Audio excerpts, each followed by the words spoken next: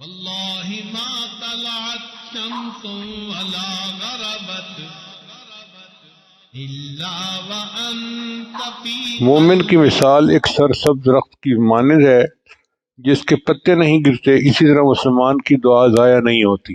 مسلمان بندہ جو بھی دعا مانگتا ہے اللہ قبول فرماتے ہیں، لیکن قبول فرمانے کی چند صورتیں ہیں۔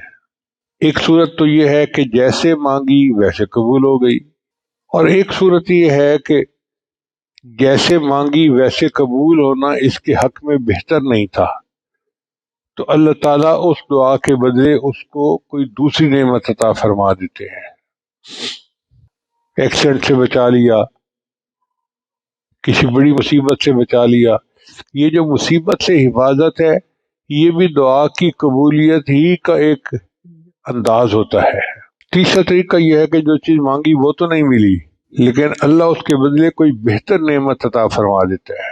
چوتھی صورت یہ کہ اس کے بدلے اللہ گناہوں کی بخشش فرما دیتا ہے۔ میرے بندے نے دعا مانگی تھی، میں اس کے گناہوں کو بخش دیتا ہوں۔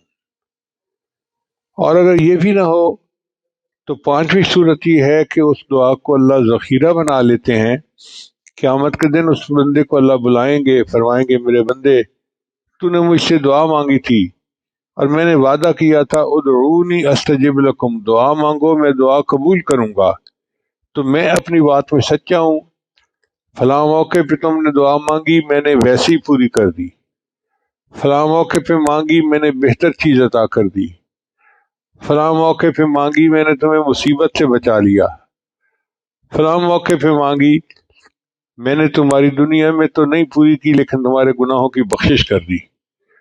اور فلاں موقع پہ تم نے دعا مانگی تو میں نے دنیا میں کوئی بدلہ بھی نہیں دیا، اور میں نے آخرت کے لیے ذخیرہ کر دیا۔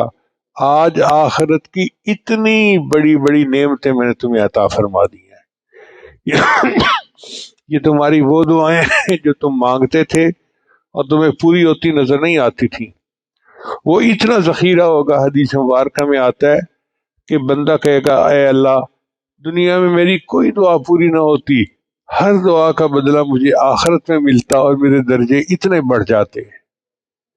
تو مومن کے تو مزے ہیں نا کہ بس اللہ سے مانگو، کسی نہ کسی صورت میں اس کا اجر ملنا ہی ملنا ہے، یہ یقین رکھنا چاہیے۔ مومن کی مانگی دعا رائے گاہ نہیں جاتی۔ ہم نے عورتوں کو دیکھا ہے کہ بہت بے صبری ہوتی ہیں، کوئی دعا مانگی ہو جی ہماری دعا تو اللہ قبول نہیں کرتا۔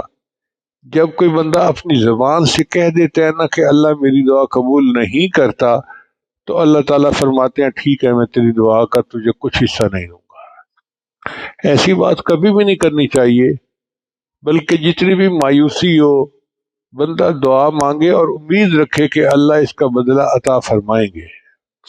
اب یہ ضروری تو نہیں نا کہ ہم جو مانگیں ویسے ہی پوری ہو ہر بات۔